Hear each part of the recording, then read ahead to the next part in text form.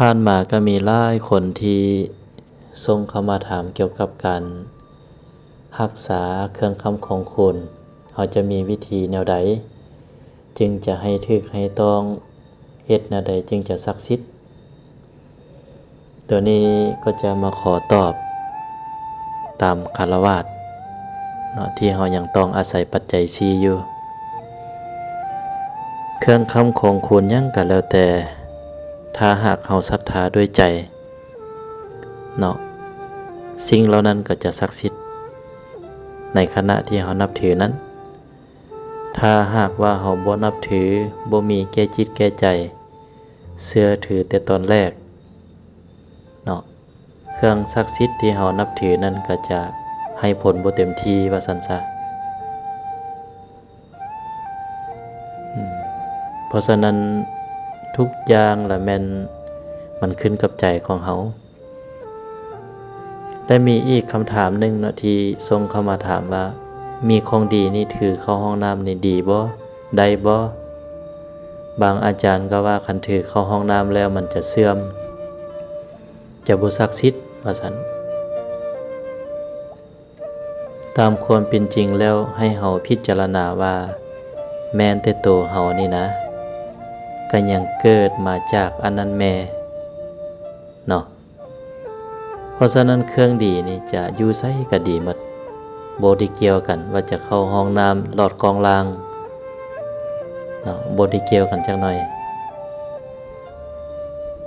มันขึ้นกับตัวของเฮานี่แหละเป็นสิ่งที่สำคัญนะแล้วบัดนี้จะมาเว้าเรื่องความเชื่อเสียก่อนเนาะก่อนเฮาจะเชื่อนี่เฮาก็ต้องมาพิจารณาอีกได้ว่าเครื่องที่เฮาเชื่อถือมันเครื่องแบบใดก็ต้องเบิ่งไปนำเนาะเป็นลักษณะใดสมมุติว่าบ่ว่าโอ้เพิ่นว่าอันนั้นดีก็เชื่ออันนี้ดีก็เชื่อจังซี่เนาะเฮาก็ต้องไต่ตองพิจารณาคำนี้อาจารย์จะเว้าให้ฟังตลอดตัวนี้เนาะและสิ่งที่เว้าไปนี้ก็บ่หมายว่าโอ้อยากให้มาเชื่อถือในตัวของครูบาอาจารย์บ่ได้ต้องการเพียงแต่แบ่งปันเนาะแล้วก็มีส่วนใหญ่เนาะที่ว่ามีความเชื่อทางด้านนี้นี่บางคนบ่มีพื้นฐานเกี่ยวกับการบทเรียนเขียนอ่านสมมุติว่าเนาะก็เฮ็ดอยู่ดอกบุญนั่นนะก็ไปอยู่ไปวัดฟังธรรมใส่บาตรญาติน้ำแต่พอแต่แม่พาเฮ็ดจิตใจของเฮามันปลูกจิตสำนึกมาแต่น้อยเนาะเรื่องการกินการทานเฮ็ดนำวัดนำว่าเฮาเฮ็ดแล้วบัดนี้สมมุติว่าเฮาไปเชื่อถือในตัวของครูบาอาจารย์ซะทำอิฐก็เชื่อหั่นแหละลงหัวปักหัวปั๊มนั่นแหละแต่พอฮู้จักจริงบ่จริงก็เชื่อได้บัดนี้โอ้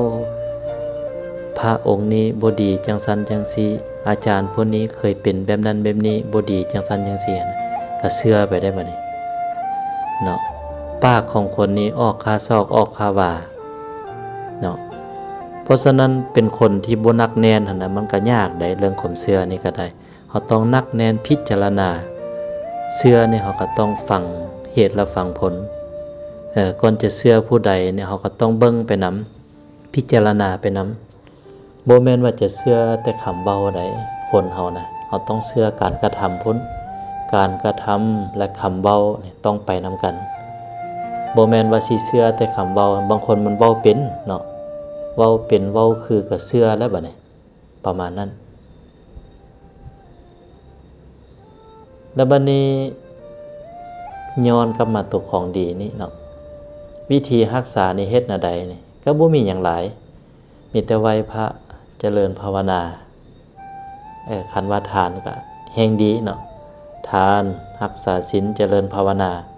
มี3อย่างนี้เท่านั้นจะเฮ็ดให้เครื่องคำของคุณเฮาศักดิ์สิทธิ์นะเนาะ